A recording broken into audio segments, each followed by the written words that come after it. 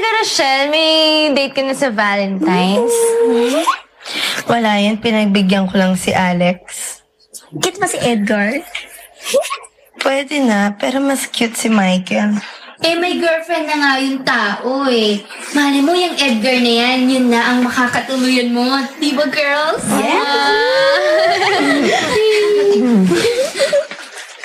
O, Jopay, bakit ka umiiyak? Nakipag-break na ako kay Pierre. Ha? Bakit? Ano kayong nangyari dun? Parang alam ko na kung bakit. Bakit?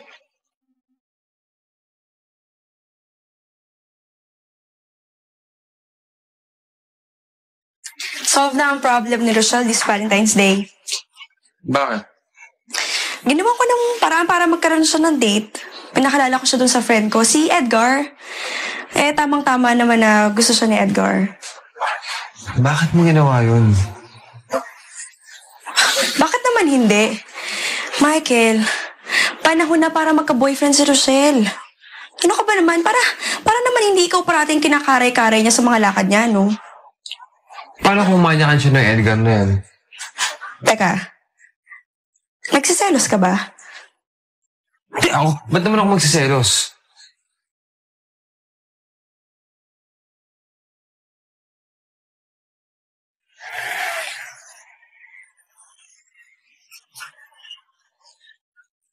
Jopay, sandali. Mag-usap nga tayo. Para ano pa? Nasabi ko ng lahat ang gusto kong sabihin. Ikaw, oo. Pero ako, marami pa akong gustong sabihin. Hindi ko alam bakit mo ako ginaganito eh. Hindi ko alam kung anong gusto mo mangyari. Bakit all of a sudden bigla kang nagbago? Gusto ko na tuloy maniwala kay mama eh. Na hindi ang tipo mong magsiseryoso sa isang relasyon. Minahal kita, Jopay. Pero pakiramdam ko, niloko mo lang ako. Beguiled again, a simple whimpering child again, bewitched, bothered and bewildered. Am I? Listen, babe. I couldn't sleep and wouldn't sleep until I could sleep where I shouldn't sleep. Bewitched, bothered, and bewildered. Am I? Lost my heart, but what of it? Pierre, My mistake, I agree. huwag kang magalit kay Jopay. Mahal ka ng kaibigan ko. Kung mahal niya ako, bakit niya ako binibreak? Walang kasalanan si Jopay. Nakipag-break siya sa'yo dahil yun ang gusto ng mama mo. Kinausap ng mama mo si Jopay para sabihin layuan ka na. Dahil kung hindi, siyang gagawa ng paraan para paghiwalayin kayong dalawa. Ano? And bewildered. Am I? Oh, you're so cute. Ooh, she's kept enough. She's slept Kawawa naman enough. si Jopay, no? Valentine's na Valentine's Day. Duwaan. Kept enough. Hindi ako naniniwala na hindi niya mahal si Pierre. Tama ka. At alam ko kung anong mga gagawin sa mga yan. Panuwanin lang. Jopay, nabalitaan mo na ba? Si Pierre, babalik na sa Baguio. Ano? Babalik na siya for good. Hindi na daw siya tutungtong dito sa Manila. Ever. You will never see him again. Sigurado ka? Oo. In fact, paalis na nga siya eh. Tell me, baby. Words to get off his chest. Shine, tulungan mo naman ako. Kailangan ko puntahan si Pierre. Sabihin ko na sa kanya yung totoo. Mahal na mahal ko siya. Hindi ko kakayanin na mawala siya sa akin. Eh di kung ganun, sige. Magmadali ka na. I mean a lot. Ito ang address ni Pierre. Now we're Halian mo. sweet 17, a lot. Bewitched, bothered and bewildered. Am Tita, nag-iinarte na lang yung lola niyo. Mismo. Oo nga. Ahabol din pala. Nagkita na kaya si na Jopay tsaka si Pierre? Ako, I'm sure. Grabe, pag nagkita yung dalawang yun, kakaingit sa romantic. Si Jopay. Naku, patay. Pierre, pumunta siya sa inyo. Kakausapin ka na raw niya. Eh, walang tao dun eh. Wala siyang aabutan dun. Paano yan? Nakakalain ni Jopay, pumunta ka ng Baguio. Ba't naman niya iisipin yun? Kasi yun yung sinabi ko para magkabati na kayo. Di bale, tatawagan ko na lang siya sa cellphone. Iiwan niya yung cellphone niya sa kwarto, kakamadali. Kakaalis lang naman yata eh. Sundan ko na lang kaya. Sige. Sige, mauna na ako sa inyo. Kayo talaga, imbis na magkita yung dalawa, nakialam na naman kayo. Malay ba namin na pupunta dito si Pierre? Ayaw nga pala, bago ko makalimutan, tumawag yung Edgar. Pinapaalala niya yung date niyo. Ay, oo nga pala. May lakad pa ako. O sige na, I have to prepare. Buti pa yung mga yun. Bongga ang Valentine's Day. Oo nga Pero hayaan mo. Malay mo, next year, may mga dates na rin tayo, di ba? Tsaka yan naman kung wala naman tayong ka-date, di tayong lima na lang lumabas tayo, mag-celebrate. Sino bang may sabi na ang araw ng mga puso ay para sa mga magjojowa lang?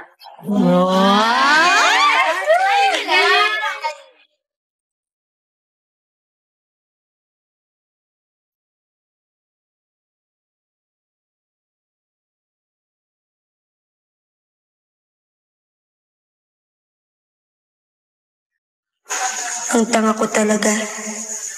Tanga ko talaga. Bakit pinulagpas ko pa ang isang tulad mo, Pierre? Ngayon, wala ka na. Wala ka na.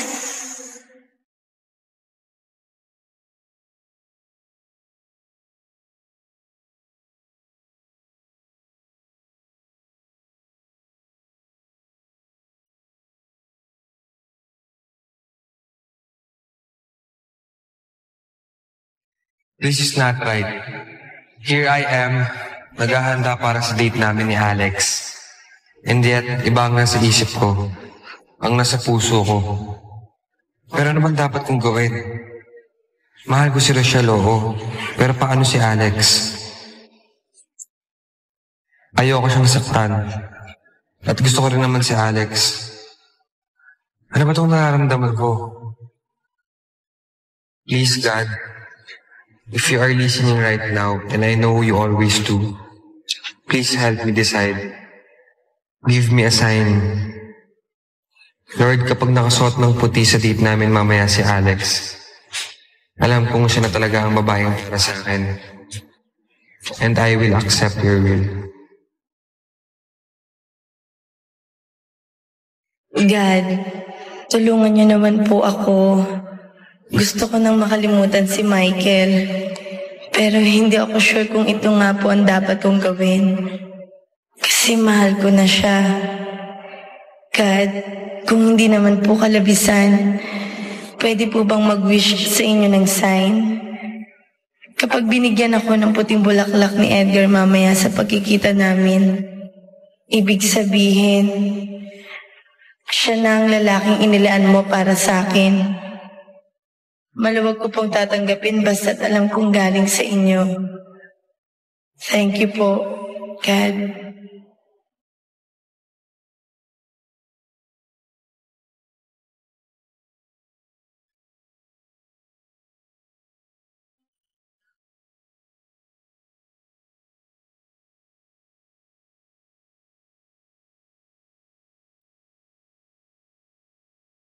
Jopay, nasaan ka na? Valentine's Day na Valentine's Day. Hindi tayo magkasama.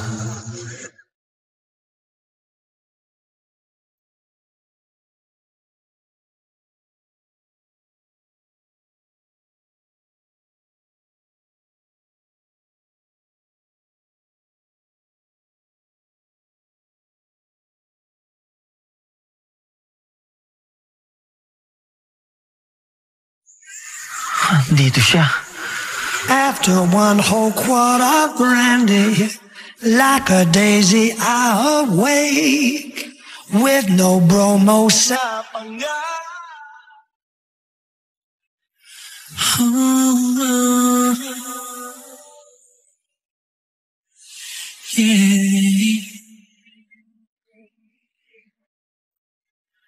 Girl, I feel you trembling in my arms. Tell me what is wrong. I know somebody hurt you, didn't stay, and took your faith away. Alam mo, Broke your heart, paborito ko rin yung kanta na yan. Paborito mo rin pala yan. Talaga? that was then. At lalo ko na siyang magiging paborito. Make you believe somehow. Over the baby yan. Don't be Magmula sa mga oras na to, put your saan man ako magpuntang lugar. Kapag narinig ko yung kantang yan, love you completely. Take the time, do it right, make you forget. You'll see you cry. It'll be alright. Hi, Michael. Alex, bakit hindi ka nakaputi? Bakit? Yun ba ang gusto mong isuot ko? Sana sinabi mo. Hindi naman. Dibali na lang. O, saan mo gusto pumunta? Michael, I can't. Kasi, kailangan ko bumalik ng office ngayon, may problema eh. Biglang nagpatawag ng meeting si boss. Dumaan lang talaga ako just to greet you. Happy Valentine's. Don't worry, babawi talaga ako next time, ha? Please. Please.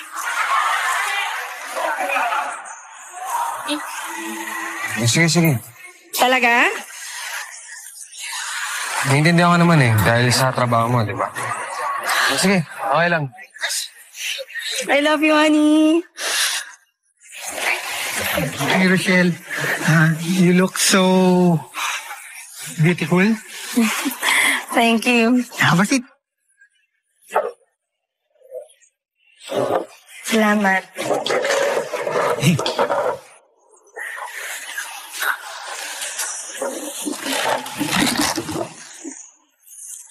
Flowers for you. Bakit? Hindi mo ba nagustuhan? Bulaklak? Gusto. Lalo na kung kulay puti. Puti? Hindi bale. Sa susunod. Alam ko na. No, okay lang. Pasensya ka na. Ang ganda nga eh. Ang ganda-ganda.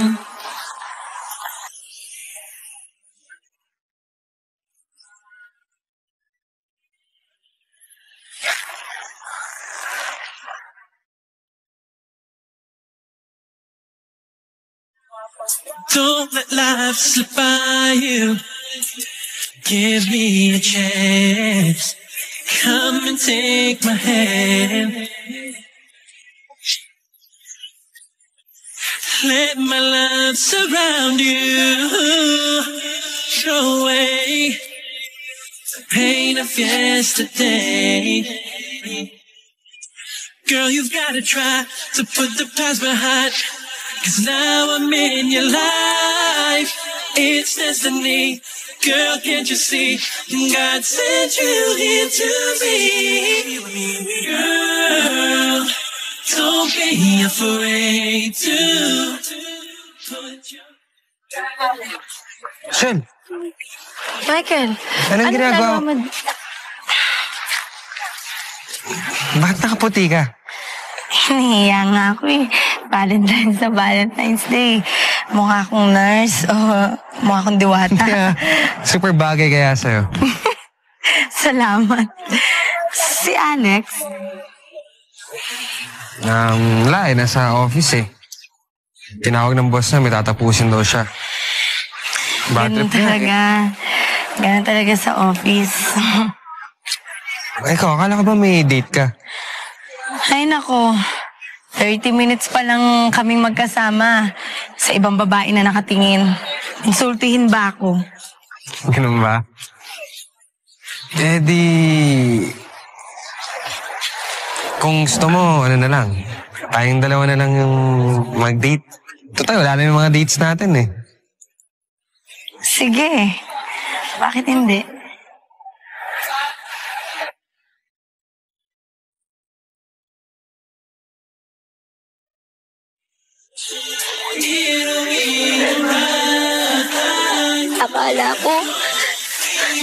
Akala ko tuluyan ka nang mawawala sa akin eh.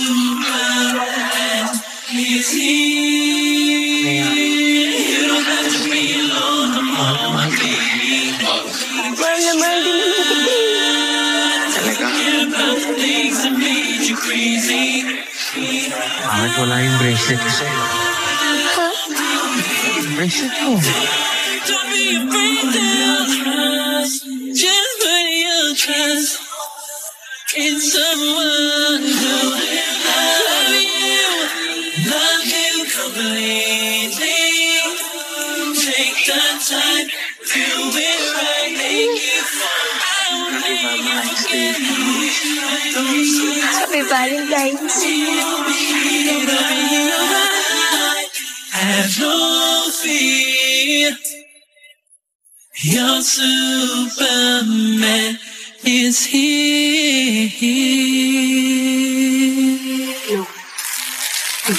Boss, ibili mo naman ng flowers yung girlfriend mo.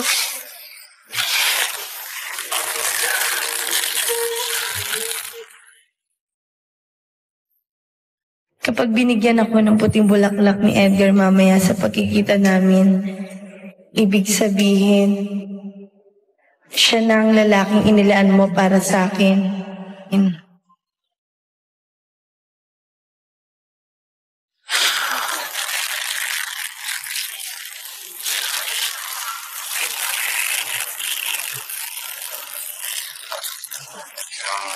Happy Valentine's.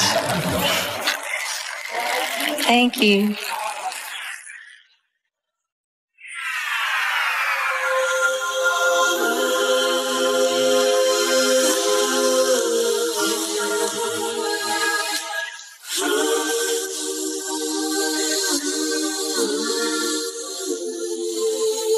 Diyos ko, nakakakilig! Ano kaya ang mangyayari next week? Magkalakas na kaya ng loob sina Michael at Rochelle na sabihin sa isa't isa na love nila ang each other?